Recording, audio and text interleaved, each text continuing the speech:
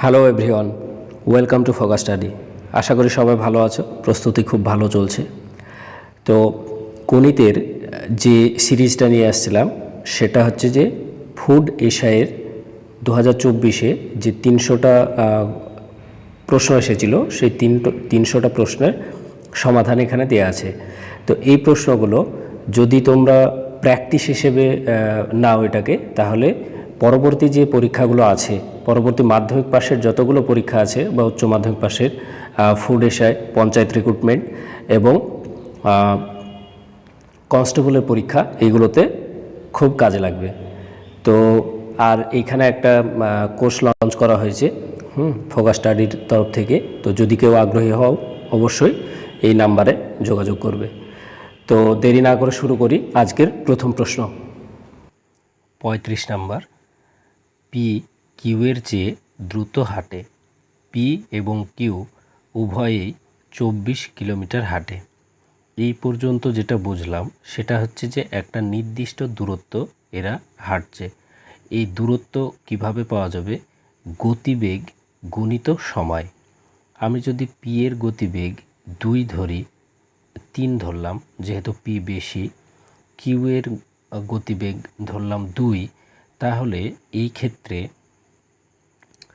Total দূরত্বটাকে যদি 6 ধরে নিই, তাহলে এই যে এর গতিবেগ 3 কিলোমিটার পার আওয়ার, 1 ঘন্টায় যায় 3 কিলোমিটার, তাহলে এর 2 ঘন্টা সময় লাগবে। আর কিউ এর যদি 2 কিলোমিটার পার আওয়ার হয়, মানে 1 ঘন্টায় 2 কিলোমিটার যায়, তাহলে 3 ঘন্টা সময় লাগবে, তবেই 3 দুগুণে 6 হবে। এইখানে দেখো, গতিবেগ যদি 3 আর গতিবেগ যদি 2 হয় পি আর কিউ এর, তাহলে সময় তার ঠিক উল্টো লাগছে। তাহলে এইখান থেকে বোঝা গেল যে গতিবেগের অনুপাত তার উল্টো হয় সময়ের অনুপাত।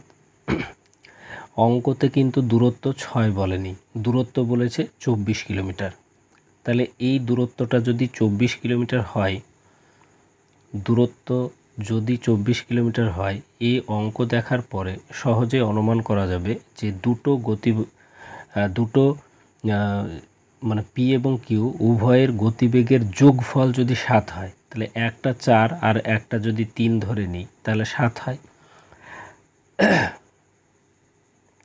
আর এদের সময়ের যোগফল 14, তার মানে সময় ঠিক এই 7-এর ডবল লাগছে। তাহলে এদের সময়ের অনুপাত কত হওয়া উচিত ছিল? 3:4। আর যদি ডবল হয় তাহলে 3-এর ডবল 6 আর 4-এর ডবল 8 হয়ে যেত। তাহলে দেখো, এই যে পি, এটাকে যদি পি ধরি, তাহলে পি এর গতিবেগ 4 আর সময় লাগছে 6, তাহলে 4 6 24 হয়ে যায়। কিউ এর গতিবেগ 3 আর সময় লাগছে 8, তাহলে 3 8 24, তাহলে ডিস্টেন্স 24 মিলে গেল। আর এখানে 8 আর 6 14 হয়ে গেল। এই ক্ষেত্রে আমরা সহজেই বের করতে পারতাম, তবে এটা প্র্যাকটিস যদি বেশি থাকে তাহলে সহজে হয়ে যাবে। অন্যরকমভাবে বের করার চেষ্টা করব।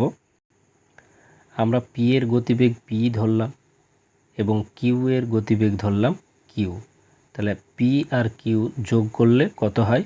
7। এবার কি বলেছে? এদের উভয়ের দূরত্ব মানে ডিস্টেন্স হচ্ছে যে 24 কিলোমিটার। তাহলে ডিস্টেন্স কিভাবে পাবো? গতিবেগ গুণিত সময় সমান অতিক্রান্ত দূরত্ব। তো এই ক্ষেত্রে পি এর গতিবেগ যদি এটা হয়, কিউ এর গতিবেগ যদি এটা হয়, তাহলে আমরা জানলাম কি এর উল্টো হবে সময়ের অনুপাত। তাহলে কিউ আর এইখানে পি হবে।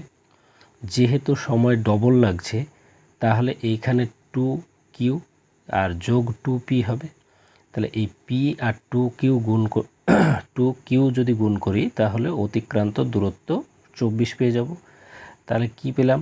এইটুকুতে পেলাম P + Q মানে 7, আর P গুণিত 2Q মানে কত পাবো?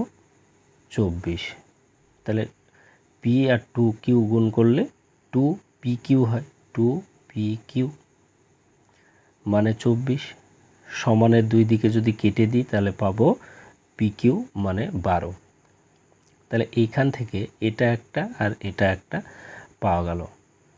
এইখান থেকে আর একটা সূত্র প্রয়োগ করে বের করা যায়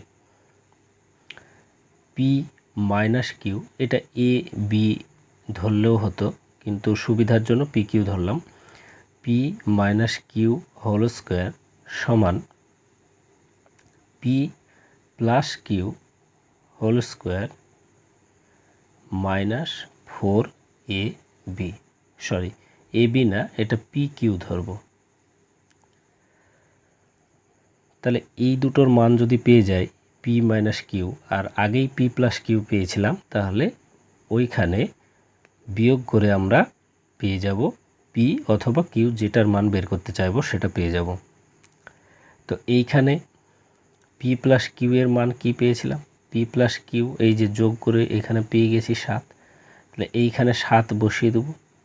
এর মান হচ্ছে 7 স্কোয়ার বিয়োগ 4 সঙ্গে পি কিউ কত, এই যে পি কিউ সমান 12 পেয়েছি, তাহলে 4 12 4 গুণিত পি কিউ এর মান 12, 4 12 48, তাহলে 7 7 49 বিয়োগ 48, 7 7 49 বিয়োগ 48 করলে কত হয়, 1 হয়।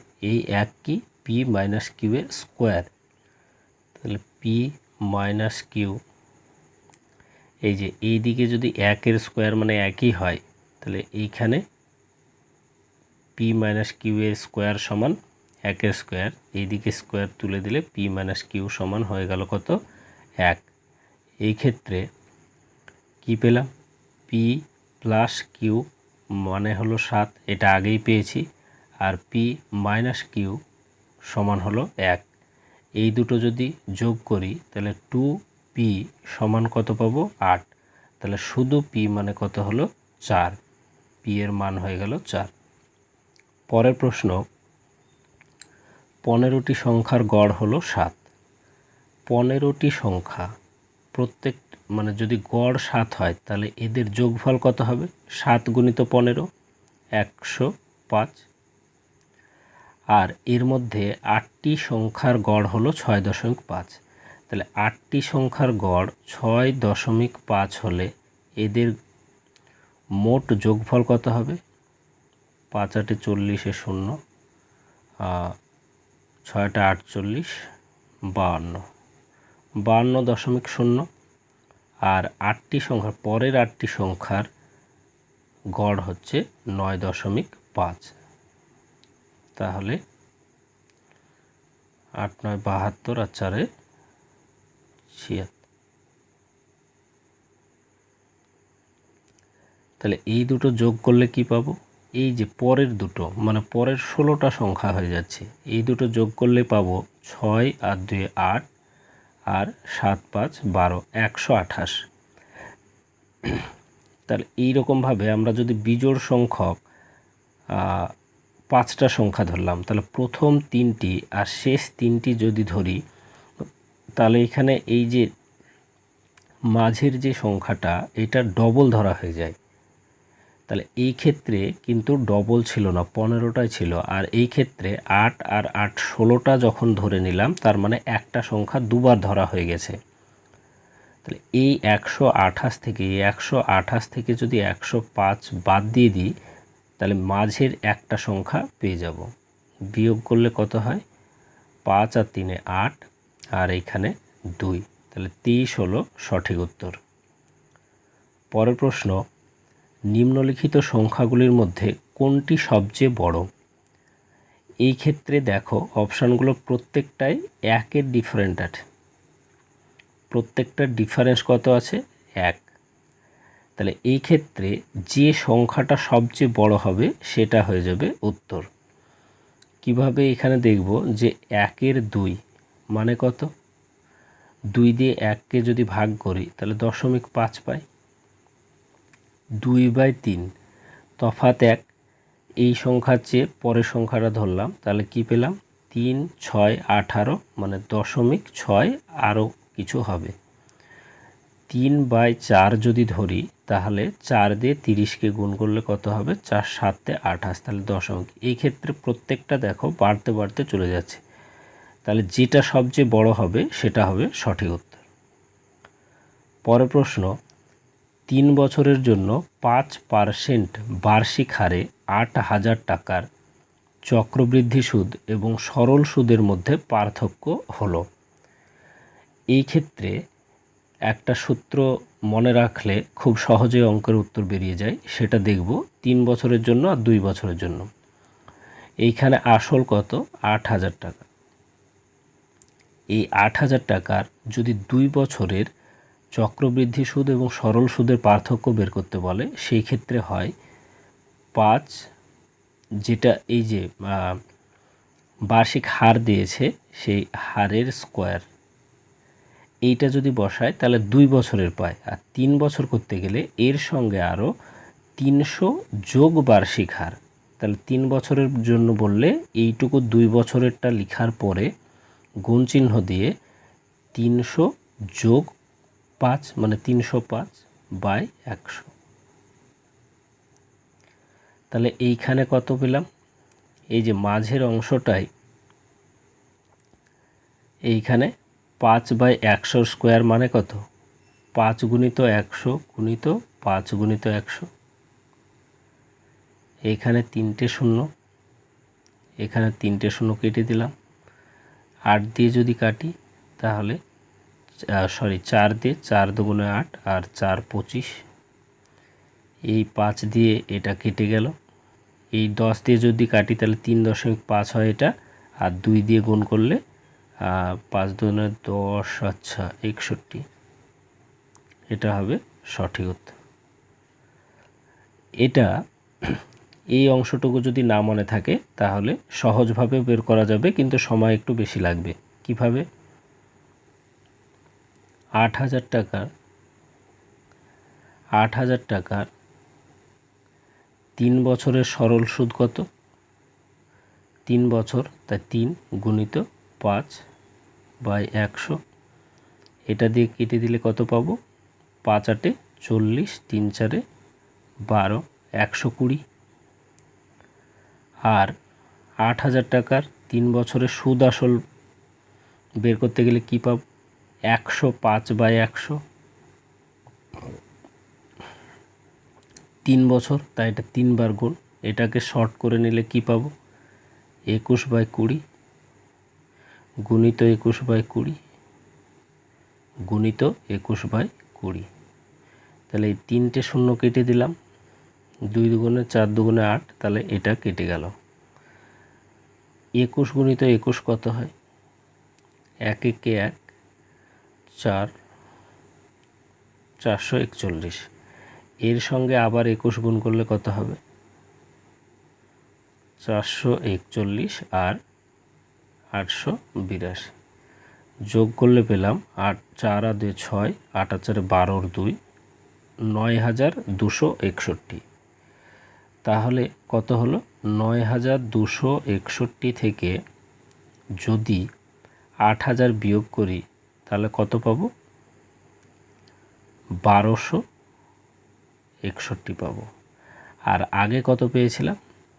আগে পেয়েছিলাম এইখানে 3 5 5 8 40 আর 3 4 1200 পেয়েছিলাম। এখানে একটা শূন্য আছে, এটা ধরা হয়েছিল না, 1200। তাহলে এই 1261 থেকে 1200 বিয়োগ করলে কত পাবো?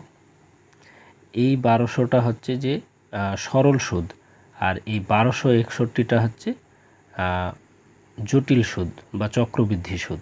তাহলে বিয়োগ করলে 61 পেয়ে গেলাম। তাহলে যদি এইটা মনে থাকে, সূত্রটা যদি মনে থাকে, তাহলে এটা খুব সহজে উত্তর বের করা যাবে। 2 বছর এবং 3 বছর। পরের প্রশ্ন, মান নির্ণয় করো। আচ্ছা, এইটা একটা অংশ, যোগ চিহ্ন দিয়ে এটা একটা অংশ, এটা একটা অংশ। তাহলে আমরা প্রথমে দেখব 1/2 একে 2, 1 2। আচ্ছা, এইটাকে যদি আমরা 1 বিয়োগ 1 2 করি তাহলে উত্তর 1 2 হয় কিনা দেখব। এখানে 2 লসাগু, 2 এর সঙ্গে এই 2 এর সঙ্গে 1 গুণ করলে 2 একে 2, বিয়োগ চিহ্ন আছে তাই বিয়োগ চিহ্ন দিলাম। এই 2 এর সঙ্গে 2 দিয়ে ভাগ করলে 1, 1 একে 1 হয়। তার মানে 2 বিয়োগ 1 মানে 1 2। তাহলে আমরা এই যে এই অংশটাকে এই রকমভাবে লিখতে পারি 1 বিয়োগ 1-এর 2। আচ্ছা, একই রকমভাবে এই অংশটাকেও দেখব, 1-এর 2 গুণিত 3। তো 2 গুণিত 3 মানে 6, 1-এর 6 হয়। এটাকে যদি এইভাবে লিখি 1-এর 2 বিয়োগ 1-এর 3, তাহলে এটা আসছে কিনা দেখে নেব। তো 2 আর 3-এর লসাগু হলো 6। এই 6কে 2 দিয়ে ভাগ করলে 3 পায়, সেই 3-এর সঙ্গে 1 গুণ করলে 3-একে 3। 3 দিয়ে 6কে ভাগ করলে পায় 2, এখানে বিয়োগ চিহ্ন আছে তাই বিয়োগ চিহ্ন দিলাম। 3 দিয়ে 6কে ভাগ করলে পায় 2, 2-এর সঙ্গে 1 গুণ করলে 2-একে 2 সমান 3 থেকে 2 বাদ দিলে 1/6। তাহলে এই যে 1/2 গুণিত 3, এটাকে এই রূপে লিখতে পারি। এবার অঙ্কের ক্ষেত্রে তাহলে কিভাবে লিখব? এটার জন্য লিখতে পারি 1 বিয়োগ 1-এর 2, যোগ চিহ্ন ছিল তাই যোগ চিহ্ন বসালাম। আবার এই অংশটার জন্য কি লিখতে পারি? 1-এর 2 বিয়োগ 1-এর 3, আবার যোগ চিহ্ন আছে যোগ চিহ্ন দিলাম। 1-এর 3 বিয়োগ 1-এর 4, এইরকমভাবে লিখতে লিখতে 1-এর 9 বিয়োগ 1-এর 10 এটা লিখতে পারি। তাহলে এই ক্ষেত্রে -1-এর 2 প্লাস 1-এর 2 -1-এর 3 প্লাস 1-এর 3 -1-এর 4 প্লাস 1-এর 4 এইরকমভাবে কেটে যাবে। শেষ পর্যন্ত পড়ে থাকবে কি? প্রথমকার 1 আর পরের -1-এর 10। তাহলে 1 - 1-এর 10 সমান কি পাবো? এই যে 10 লসাগু হয়ে গেল, 10-একে 10 বিয়োগ এখানে 10 দিয়ে 10কে ভাগ করলে 1, 1-একে 1, তার মানে কি পেলাম? 10 থেকে 1 বিয়োগ করলে হলো 9/10। তাহলে সঠিক উত্তর হয়ে গেল বিয়েরটা। পরের প্রশ্ন, একটি বাস দুটি জায়গার মধ্যে প্রথম অর্ধেক দূরত্ব 40 কিলোমিটার/ঘন্টা গতিতে এবং বাকি অর্ধেক দূরত্ব 60 কিলোমিটার/ঘন্টা গতিতে অতিক্রম করে। বাসের গড় গতি কত? তাহলে গড় গতি বের করতে গেলে আমাদেরকে কি করতে হয়? যেহেতু অর্ধেক দূরত্ব গিয়েছে, তার মানে আমি কোনো জায়গা থেকে গিয়ে আবার ফিরে আসা বলতেও যা বোঝায়, একটা রাস্তার অর্ধেক বলতেও একই কথা বোঝায়। তাহলে 2 গুণিত এই যে 40 আর 60 এর গতি, 40 গুণিত 60 বাই 40 যোগ 60, এটা করলেই গড় গতিবেগ বেরিয়ে যায়। তাহলে 40 আর 60 যোগ করলে কত হবে? এটা 100 হয়ে যাবে। এই 2 দিয়ে যদি 100কে কাটি তাহলে 50, 0 0 কাটলাম, 5 দিয়ে এটাকে কাটলে 8, 6 8 48। তাহলে গড় গতিবেগ কত হয়ে গেল? 48 কিলোমিটার/আওয়ার। পরের প্রশ্ন, রাম এবং শ্যাম একসঙ্গে 8 দিনে একটি কাজ শেষ করতে পারে। রাম যোগ শ্যাম কত দিনে করতে পারে? 8 দিনে একটা কাজ করতে পারে। রাম নিজে ওই একই কাজ 12 দিনে করতে পারে। রাম 12 দিনে করতে পারে। এই ক্ষেত্রে আমরা লসাগু নিই কেন? এমন একটা কাজ দুজনের যদি সংখ্যা দিয়ে ভাগ করা যায় তাহলে যেন মিলে যায়, এই সুবিধার জন্য এদের লসাগু নিলে সহজ হয়ে যায়। 8 আর 12 এর লসাগু কত হবে? 24। তাহলে এই 24কে 8 দিয়ে যদি ভাগ করি কত পাই? 3 পাই। অর্থাৎ রাম এবং শ্যাম এক দিনে 3 করে কাজ করতে পারে, 3 ইউনিট। তাহলে টোটাল 8 দিনে করলে 3 8 24 হয়ে গেল। শুধু রাম কত করতে পারে? 12 দিয়ে 24কে ভাগ করলে 2 করে কাজ করতে পারে। তাহলে প্রতিদিন রাম আর শ্যাম মিলে যদি 3 করে আর শুধু রাম যদি 2 করে, তাহলে শ্যাম কত করবে? এই দুটোর যোগফল থেকে যদি শুধু রাম বাদ দিয়ে দিই তাহলে এটা বিয়োগ করলে পেয়ে যাব 1 করে কাজ করতে পারবে। তাহলে শ্যাম প্রতিদিন 1 ইউনিট করে কাজ করতে পারে। আর মোট কাজ যদি 24 ধরে নিই তাহলে প্রতিদিন 1 করে করলে কত করবে? 24/1 মানে 24 দিন সময় লাগবে। পরেরটা দেখো, একই ধরনের অঙ্ক, কিন্তু এখানে x দিয়ে দিয়েছে।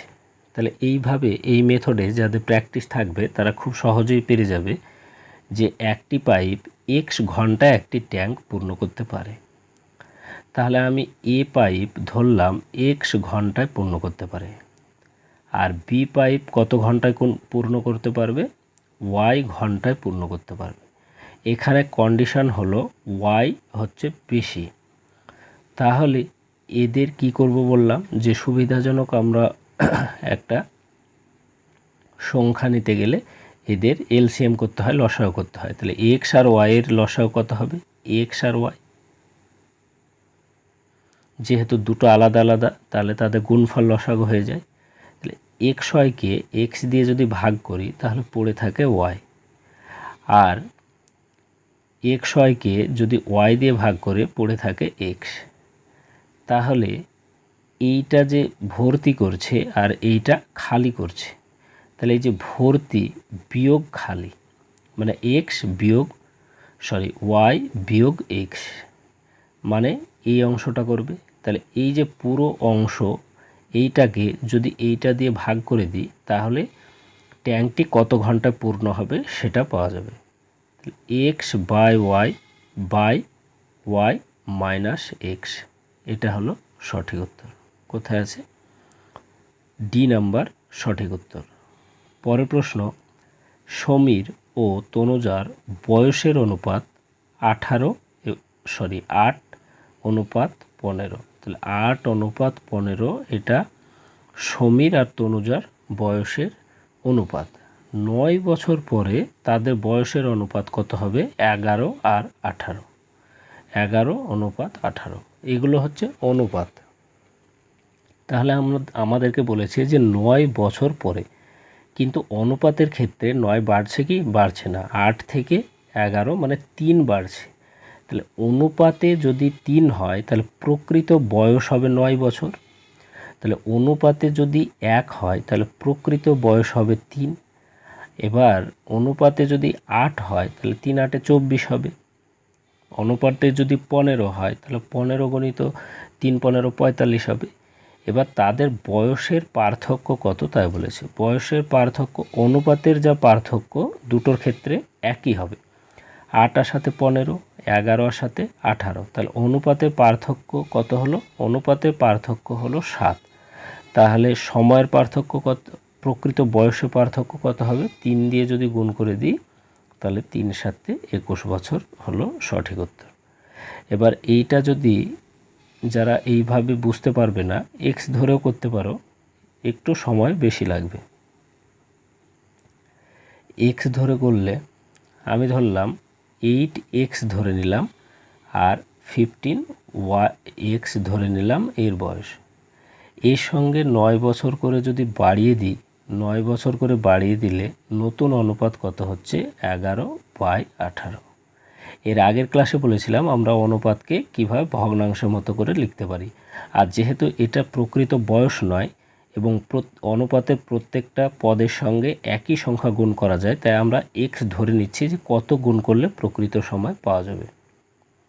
তাহলে 18 সঙ্গে 8 গুণ করলে কত হবে, 8 8 64, 124x। আবার 18 সঙ্গে 9 যদি গুণ করি তাহলে 8 9 72, এটা 9, 8 9 72, 162। আর 11 গুণিত 15 কত হবে, 165x, আর 9 11 99। তাহলে এই ক্ষেত্রে আমরা এই দিকে যেহেতু বেশি সংখ্যা আছে তাহলে এই 24xটাকে এদিকে নিয়ে যাই। 24xকে সমান চিহ্নের এইদিকে নিয়ে গেলে এটা বিয়োগ হয়ে যাবে, মানে 165x বিয়োগ 124x। আর এই 162 মানে এই দিকে আছে, এই প্লাস 99কে এদিকে নিয়ে আসলে হয়ে যাবে কত, -99। তাহলে 162 থেকে 99 বিয়োগ করলে কত পাবো, 63। আর এই দিকে কত পাবো, 165 থেকে 124 বিয়োগ করলে 21x। তাহলে শুধু x এর মান 21 দিয়ে 63কে কাটলে কত হয়, 3 হয়। তাহলে এই যে x এর মান 3 হয়ে গেল, এটা x ধরে করতে গেলে এতটা সময় লেগে গেল, কিন্তু আমরা শুধু অনুপাত দিয়ে এই রকমভাবে করতে পারতাম। তাহলে এবার দেখব তফাৎটা। এক্সের মান যদি 3 হয় তাহলে 8x, এইখানে বলেছে যে এইখানে কত বলেছে 8x ধরেছি, এখানে 8x, তাহলে 3 8 24 হয়। আর এখানে 15x, 15x মানে 3 15 45, তাহলে 45 থেকে 24 বিয়োগ করলে 4 1 5 2। তফাৎ কত হয়ে গেল, পার্থক্য কত হয়ে গেল, 21 বছর। পরের প্রশ্ন, প্রতি 1 ঘন্টা পর একটি গাড়ির গতি 2 কিলোমিটার বাড়ে। যদি প্রথম 1 ঘন্টায় ভ্রমণের দূরত্ব 35 কিলোমিটার হয়, তাহলে 12 ঘন্টায় মোট অতিক্রান্ত দূরত্ব কত ছিল? তাহলে প্রথম 1 ঘন্টায় শুরু করার পর যখন প্রথম 1 ঘন্টা হচ্ছে তখন 35 কিলোমিটার হচ্ছে, তারপরে কত হচ্ছে 37, তারপরে কত হচ্ছে 2 করে বাড়ছে, প্রতি ঘন্টায় 2 কিলোমিটার, তারপরে কত হচ্ছে 39। এইরকমভাবে বাড়তে বাড়তে কত দূর পর্যন্ত যাচ্ছে 12 ঘন্টায়। তার মানে এখানে 12 নাম্বার পদ পর্যন্ত এখানে পাওয়া যাবে। তো এই ক্ষেত্রে প্রত্যেকটাতেই তো একটা করে 35, এখানে যেমন 35 যোগ 2, 35 যোগ 4, 35 যোগ 6, এইরকমভাবে বাড়তে থাকছে। তাহলে 35-এর সঙ্গে কত গুণ হচ্ছে, 12টা 35 অলরেডি এইখানে থেকে গেল, তাহলে এইখানে সংখ্যা কত হচ্ছে 2 4 6 8 10, এইরকম করে কত নাম্বার পর্যন্ত যাচ্ছে, এই যে 12 নাম্বার পর্যন্ত যাচ্ছে। তাহলে এর সঙ্গে যোগ হচ্ছে কত, 2 যোগ 4 যোগ 6, এইভাবে 12 নাম্বার পর্যন্ত, মানে 24 পর্যন্ত যাচ্ছে। তাহলে এইখানে 35 গুণিত 12 মানে কত হবে, 5 12 60 0, 6 3 12 36 42, 420, এখানে 420 পেয়ে গেলাম। আর এইখানে যোগফলের পরে 2 4 6 8 করতে করতে যাচ্ছে কত, এই যে 35 যেহেতু 12টার মধ্যে একটা নিয়ে নিয়েছি, তাহলে আর থাকলো কটি পদ, 11টি পদ। তাহলে ওই 11টি পদের জন্য এইখানে যদি আমরা 2 এইখান থেকে যদি 2 কমন নিয়ে নিতাম, তাহলে 1 যোগ 2 যোগ 3 যোগ 4 এইভাবে যেত। তখন 2 একে 2, 2 দুগুণে 4, 3 দুগুণে 6, এরকম পেতাম। তাহলে 2 কমন নেওয়ার জন্য 2 গুণিত এইখানে কত নাম্বার পর্যন্ত যাবে, 11 নাম্বার পর্যন্ত। আর আমরা আগের একটা ক্লাসে জেনেছিলাম যে n ইন্টু n প্লাস 1/2, এটা হয় কি, এটা এই যে পরপর 1 2 3 এইভাবে যদি থাকে তাহলে এদের যোগফল। তাহলে আগের এই 2 পেয়ে গেলাম, আর শুধু এই অংশটুকুর জন্য কি লিখব, n মানে 11 গুণিত n প্লাস 1 মানে 11 যোগ 1 12/2, এই 2 আর এই 2 কেটে গেল, তার মানে 11 গুণিত 12, 11 গুণিত 12 গুণ করলে কত হবে 132।